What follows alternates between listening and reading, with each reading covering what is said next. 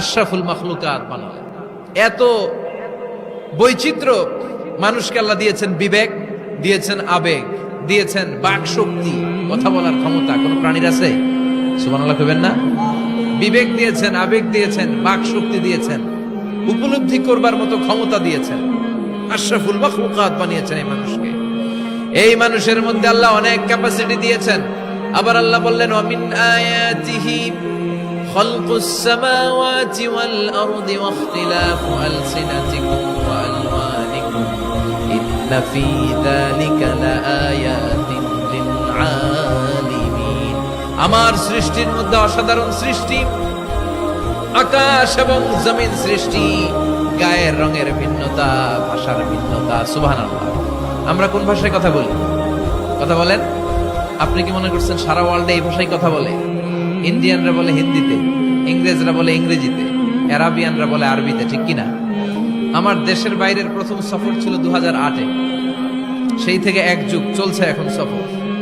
ওই সফর যে কত দরকার ছিল, ওই সফরের আগে এই গ্লোবাল ইসলামকে দেখার সুযোগ আমার হয়নি।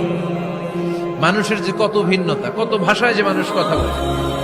2008 সালে আমি যখন আমার ইউনিভার্সিটিতে গেলাম, মাগরিবের সালাতের সময় পৌঁছেছি। আজান হওয়ার সাথে সাথে দেখলাম students of more than 100 nationalities, they are coming out from their hostel to offer Maghrib prayer.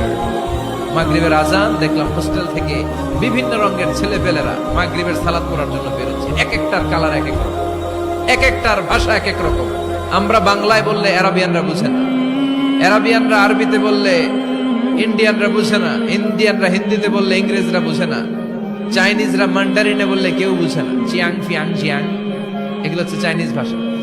Young Xiang দিয়ে যখন কথা বলে কেউ বুঝে না। প্রথম মাগরিবের সালাত পড়ে আমি প্রথম নিগ্রু মানুষ আবিষ্কার করলাম। এর আগে কোনোদিন কালো মানুষ দেখি নাই। সালাম ফিরে ডানে দেখি এক নিগ্রু, বায়ে দেখি আরেক নিগ্রু, সিকেরামান কাতিবি। এই নিগ্রু দেখে আমি দিছি দৌড়। সবাই কই দৌড়ান কেন? আমি বললাম এরা কারা? আমারে বলা হলো এরা আপনার বন্ধু। এরা কি? এই কালো লোক নাকি আমার বন্ধু। বললো 5 বছর এই নিগ্রুদের সাথে আপনার থাকতে হবে। 100টারও বেশি দেশের ছাত্র আমরা একসাথে থেকেছি। কারো ভাষা কেউ বুঝে না, কারো গায়ের রঙের সাথে কারো গায়ের রঙের মিল নাই। চিল্লায় বলেন সুবহানাল্লাহ। এজন্য রব্বুল আলামিন বললেন, লাকাদ খালাকনাল ইনসানা ফি আহসানি তাকওয়িম। আমি মানুষকে চমৎকার আকৃতিতে তৈরি করেছি। সুম্মা রাদাদনাহু আসফালা সাফিলিন। তারপর মানুষকে আমি আবার নিম্নমুখী করেছি। মানুষের সৌন্দর্যটা সব সময় থাকে না। এই যে যুবক অবস্থায় আমাদের কি সুন্দর চামড়া, কি সুন্দর দেহ, বয়স যখন 70-80 হবে এরকম থাকবে? কথা বলেন না। এই কালো দাড়িগুলো সাদা হয়ে যাবে, বয়সের ভারে মিজানুর রহমান আজহারি নুজ্জ হয়ে যাবে, লাঠি লাগবে তখন। তখন স্টেজে উঠবে, হায়াতে বাসায় থাকলে লাঠি নিয়ে উঠতে হবে। কথা কর। আমার নানা বাইরে দেখতাম গাড়িতে একটা লাঠি রাখতো, মরহুম পীর সাহেব গোলাম সাদেক সাঈদী। গাড়িতে সবসময় লাঠি, এই লাঠি নিয়ে গাড়ি থেকে বেরোতো, লাঠি দিয়ে সিঁড়ি বেয়ে উঠতো, মাঝে মাঝে আমরা ধরেও উঠাতাম। তো উনি কি এরকম ছিল না? একদিন ইয়াং তাগড়া যুবক, রং ধরা যৌবন, জং ধরে শেষ থাকে না। আসফালা সাফিলিন এর 2টা তাফসীর। একটা হচ্ছে ইলা আরজালিল উমর, সব সময় মানুষ যুবক থাকে না, একটা সময় তারে বৃদ্ধ বানিয়ে দেয় কে? আবার আল্লাহ বুঝালেন, মানুষ ভালো হলে অনেক ভালো হয়, খারাপ হলে অনেক খারাপ। মানুষ ভালো হলে ফেরেশতার চেয়ে ভালো, মানুষ খারাপ হলে পশুর চেয়েও খারাপ। কথা বলেন ঠিক কিনা? এক পশু আরেক পশুরে মারে না, এক পশু আরেক পশুরে হত্যা করে না, কিন্তু মানুষ মানুষের মারে কি মারে না? A lion never kills a lion, a dog never kills a dog, an elephant never kills an elephant. একটা হাতি একটা হাতিরে মারে না, কুকুর কুকুরে মারে না, কিন্তু মানুষ মানুষকে মারে কিনা?